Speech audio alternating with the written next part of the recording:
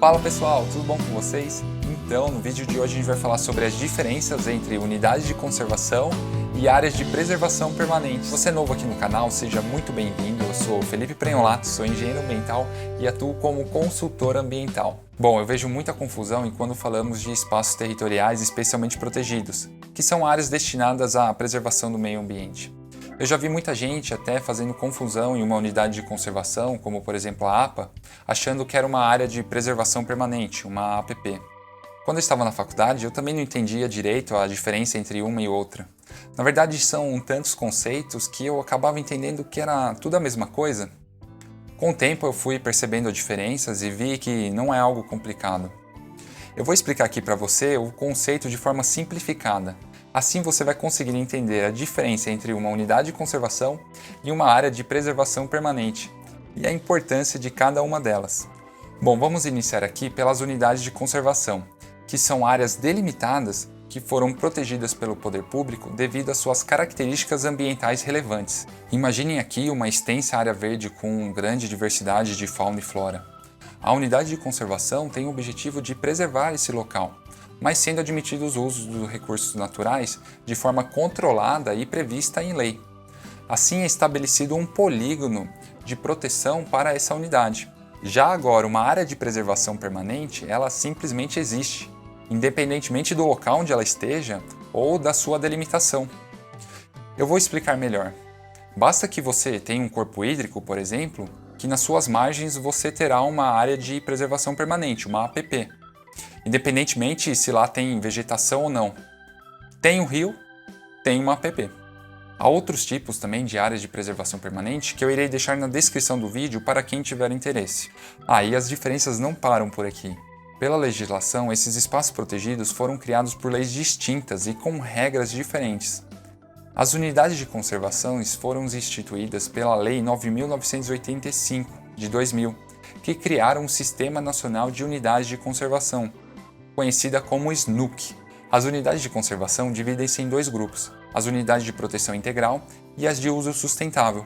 Eu vou deixar aqui desse lado do vídeo quais são as unidades pertencentes a cada grupo para vocês visualizarem. As unidades de proteção integral possuem regras mais restritivas, onde só é permitido o uso dos recursos ambientais de forma indireta, ou seja, não é permitido a coleta, consumo ou danos aos recursos ambientais. E como exemplo dessas atividades temos o turismo ecológico, a pesquisa científica, a educação ambiental, entre outras. Já as unidades de uso sustentável são áreas que tentam conciliar a conservação da natureza com o uso dos recursos naturais, mas de forma a garantir a perenidade dos mesmos. Você sabia que aqui no Brasil possuem espécies endêmicas de plantas e animais que só ocorrem aqui e em nenhum outro lugar do mundo? Não é possível dimensionar a importância dessa biodiversidade que temos para o país. Caso não tivéssemos a proteção dessas áreas, o uso dos recursos naturais e o avanço das regiões urbanas poderia colocar em risco a sobrevivência de vários animais e plantas. Claro que temos que avançar muito em temas de implementação de planos de manejo e fiscalização dessas áreas, mas isso é assunto para outro vídeo. Agora que a gente falou sobre as unidades de conservação, vamos entender melhor do que se tratam as áreas de preservação permanente, as APPs. Como eu mencionei aqui, a APP tem a função de proteção do solo e das matas ciliares, a fim de evitar assoreamentos e garantir o abastecimento dos lençóis freáticos e da preservação da vida aquática.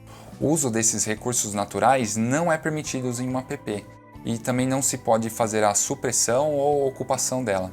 Somente em casos muito específicos é que o órgão ambiental autoriza a ocupação ou supressão dessas áreas de APP, mas para isso deve ser comprovado o interesse social, a utilidade pública ou o baixo impacto do empreendimento. As APPs foram instituídas pelo Código Florestal, que é a Lei 12.651, de 2012. Como curiosidade, você sabia que o primeiro Código Florestal é de 1934? É anterior mesmo à nossa Constituição Federal de 1988. Nessa época, a gente ainda não tinha a consolidação de leis e não tínhamos a definição nem do que era uma APP. Ela só foi estabelecida em 1965 com a promulgação de um novo Código Florestal. A partir daí, então, foram feitas novas revisões no Código Florestal, até ele chegar a essa estrutura que conhecemos como ele é hoje, que é o modelo de 2012. Agora eu vou falar aqui de uma mudança controversa que ocorreu no Código Florestal de 2012. Nessa lei, a área de APP passou a ser contada a partir da calha regular do rio, isto é, onde correm as águas naturalmente durante o ano, e não mais do seu leito maior, que é alcançado no período de cheias.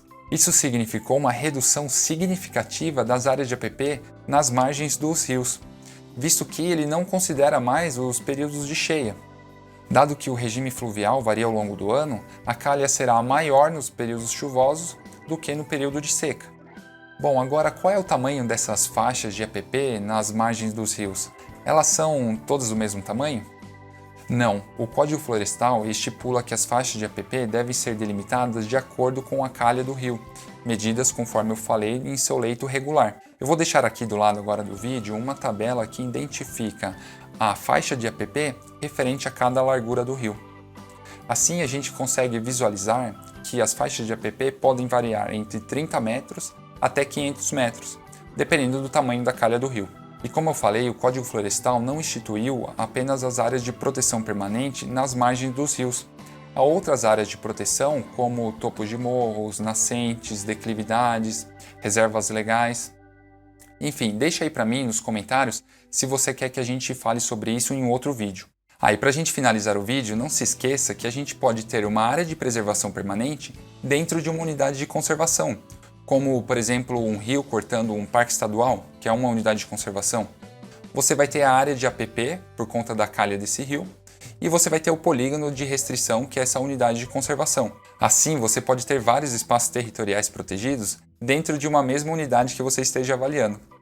E se você chegou até aqui, não se esquece de deixar o like e se inscrever no canal. Compartilha também com aquele seu amigo que não conhece a diferença entre uma unidade de conservação e uma área de preservação permanente. Muito obrigado e nos vemos nos próximos vídeos. Tchau!